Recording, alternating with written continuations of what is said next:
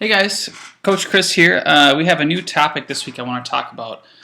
Today we're going to talk about emotional eating and mindless eating. These are two eating habits that can really stand in the way of our progress and really affect our relationship with food, and usually not in a good way. So we're going to talk more about these today.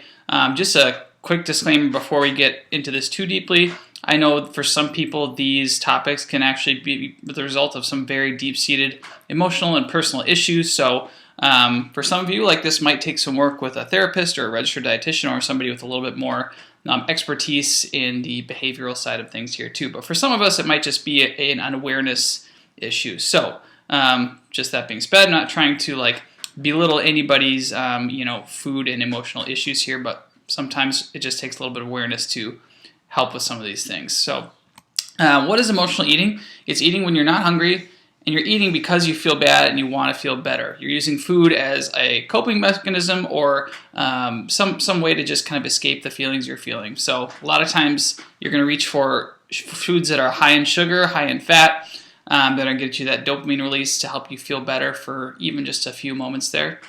You can see where this could be problematic in the long run for your food, especially when you go through stressful times. If food is your main source of feeling better, that can easily lead to overeating and eating a lot of the things that are not going to help us move up the health spectrum that we're trying to. So food is not the answer to your emotional problems, right? We want to find other ways that won't have as negative an impact on our health to cope with these things. So that's just something we want to try and work on. And mindless eating is similar, where you're eating when you're not actually hungry, but it's more like you're eating just because you're bored or because you're just not even thinking about it. It's just a habit to eat at this time, or it's something to do.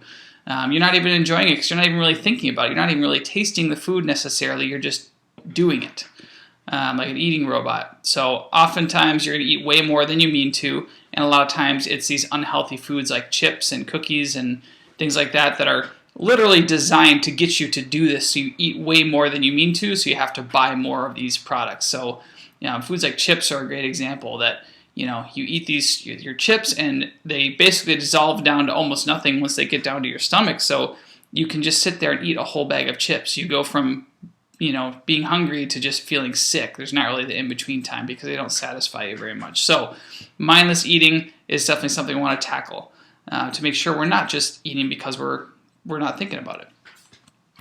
So when you think about this sort of thing, for example, let's say usually you and your husband or wife, whoever, you watch Netflix at night, watch an episode of The Office before you go to bed, and you have a tradition of grabbing some chips or some ice cream or pretzels, whatever. Not really because you're hungry; it's just something to do while you're eating. It's just kind of a tradition you have. Let's say you add an extra 200 or 300 calories every night. 1,400 to 2,100 calories every single week. That's essentially an entire day's worth of extra food every week, just with this food you're eating because you're not really thinking about it. Or maybe for you, it's when you're at work. You're just kind of snacking throughout the day because you're bored and you just need a break. So you go walk to your coworker's candy jar a couple times a day.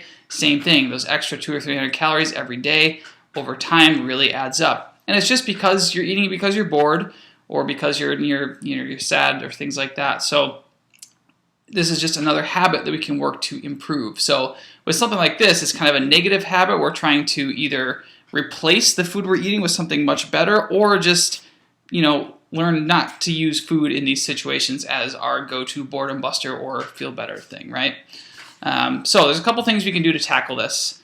One strategy, especially when it comes to mindless eating, is to try an eating curfew. So at least for me and for a lot of my clients, I found that mindless eating happens later at night, right? You've had a long day, the kids are finally in bed, you're trying to unwind, so you just are eating some food while you watch TV or whatever. So you're not even thinking about it because really you're paying attention to the TV and you're not even tasting your food. So you can try an eating curfew. And all that means is we just say, all right, we're not going to eat any food this week after 8 p.m. and see how that does for you.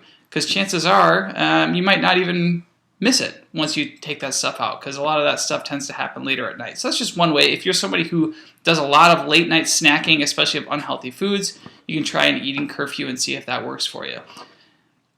If you feel that you're still hungry, like you actually need those calories, then we just want to make sure that we're replacing some of those foods with something that's a little higher up the spectrum, right? Can we do some veggies and hummus, or so like a meat and cheese plate instead of ice cream and candy or anything like that. So eating curfew could work. Replacing with something a little bit better could work. And something you can also do if you think you're prone to emotional eating is try a food and feelings journal for a couple days. And all this means is before you eat something, you sit down for a second and take stock of how you're feeling emotionally and where your hunger is. You can write down what emotions you're feeling. You could rate your hunger, like say on a scale of 1 to 5 or 1 to 10 or something, just to help you understand, are you eating this food because you're hungry, or is there something else going on? Are you trying to feel better for something? And if you sit down and think about it and take that second, say, like, actually, I'm just eating this because I'm upset. I'm not actually hungry. Maybe we don't need to eat that. Maybe there's something else we could do. We can go for a quick walk. We can listen to some relaxing music. So try and find something else, again, to kind of channel those feelings into something a little more positive. So awareness and recognizing the situations is important here. First step is just to kind of take stock of it. So this week, I want you to look at some of those situations in your life where you think mindless eating tends to happen, and start to think about other ways that we can get through those situations without having to turn to food. Later this week, we'll also talk about mindful eating, kind of the opposite here. So how can we go from mindless eating to mindful? That's really going to be powerful stuff. So stick with it, you guys. You're doing great. And just take a couple days here to think about mindless eating and emotional eating and see what works for you.